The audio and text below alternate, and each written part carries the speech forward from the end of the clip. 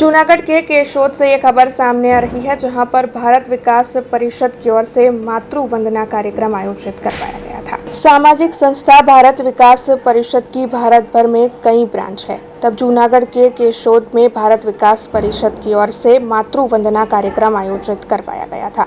शैक्षिक संस्था professor academy पर यह कार्यक्रम आयोजित हुआ था और इस कार्यक्रम के तहत 100 जितने परिवार मौजूद रहे थे। बच्चों की ओर से इस कार्यक्रम के तहत अपने अभिभावकों का विधि विधान के साथ पूजन अर्चन किया गया था। तो वहीं पंचाला स्वामीनारायण मंदिर के संत महंत भी इस कार्यक्रम के दौरान मौजूद रहे थे। आज वडील वंदना कार्यक्रम प्रोफेसर एकेडमी खाते राखवामां आव्यो हतो, जेमां 100 जेटला वडीलोनी वंदना करवामां आवी हती। आम दर वर्षे भारत विकास परिषद द्वारा आवा कार्यक्रमનું આયોજન થાય છે। એમાં અસંખ્ય લોકો હાજરી આપતા હોય છે અને આ કાર્યક્રમ દ્વારા વડીલોને યાદ કરવામાં આવે છે અને તેનું પૂજન કરવામાં આવે છે।